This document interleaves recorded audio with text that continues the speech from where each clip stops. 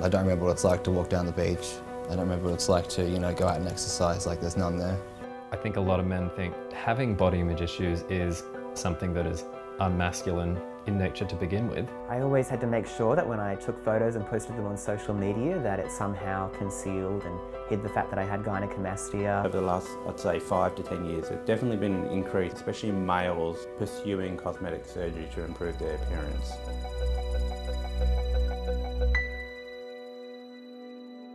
It is definitely a constant battle. I feel like I have to constantly check up on my shirt, constantly check up on what's going on, because I'm too afraid to take my jacket off in front of people. Just the anxiety about it is too overwhelming. It's just like, it's David and Goliath. My body image never crossed my mind as a child, because I was too focused on being a kid, I suppose, yeah. That's the last time I remember being kind of happy 100%. In year 7, we had a swim carnival, so I took my gear off and jumped in. It came out and went to dry myself off, and there were 10, 15 kids around. I think back now what they said, and fag, ladyboy, is yelling out, oh, he's got tits, but really loud. What do you wish you could tell that kid? Oh, I'd go back and tell him to be brave, I think. Yeah. It's all good.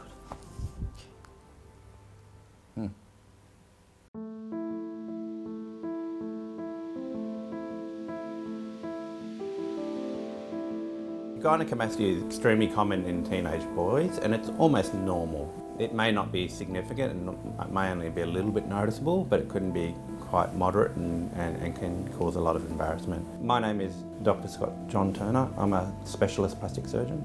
You find that in most teenage boys, between 14 and 16, that probably 70% will get some form of breast tissue development. By 2 years, the vast majority of that sort of goes away. There's multiple causes for gynecomastia. The most common by far is idiopathic, and it's sometimes people are sensitive to that, estrogen that's in their body. My experience of childhood, developing gynecomastia, was very embarrassing and awkward. Probably the last time I was shirtless in public was when I was, naked, 3 years old and playing the trumpet on the couch. My name's Liam Webb, I'm 28 and I had gynecomastia. You don't want to show it, you get really worried because the nipples would puff up, it made my school uniform look funny, it made my clothes look unusual. I was teased all through school. Fun fact, for probably about 8 or 9 years, I discovered pasties.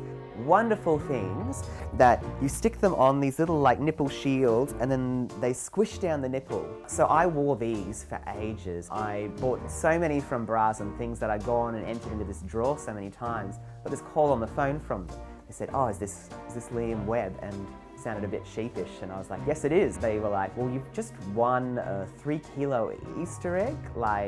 So you want to pick it up and can we take a photo of you with it? It affected my dating life and meeting people in the sense that because I'm hiding this so well, will this person still want to date me and still want to be with me if I have boobs? It's particularly distressing. Gynecomastia in men really frequently affects sexual intimacy and the willingness to have your shirt off in public arenas. And then even when men do so, they often are confronted by jokes that are often leveled at men, having man boobs or the like, but those are often quite hurtful.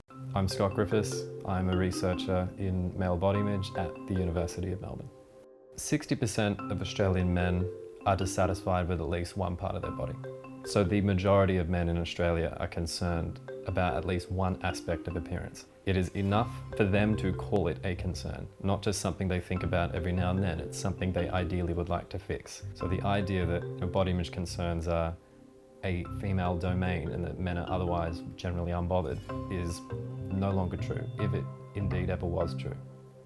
When I see, chiseled chests and when I see, perfect bodies, I automatically go, I can't achieve that, without, medical intervention. I can't physically achieve this. I decided to get surgery in 2015 because I knew that there was nothing that I could do to change this in my diet or my eating, my exercise, and this was the only option. in order for me to get rid of it. Over the last, I'd say, 5 to 10 years, there's definitely been an increase in people, especially males, pursuing cosmetic surgery to improve their appearance. I think if I had the money, I would go and get it removed.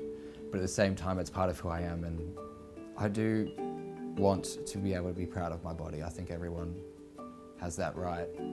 Men and women alike often find it hard to get others to take their body image concerns seriously because it is easy to dismiss as vain, which has always struck me as an unusually lacking in self-compassion response when you live in a culture that encourages you to care so deeply about how you look.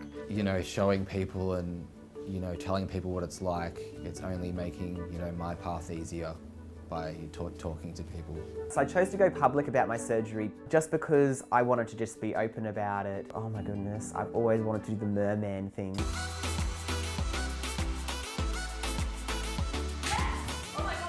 So I did that, I did a photo shoot as a merman, and that was probably the first time I was shirtless since the age of 3.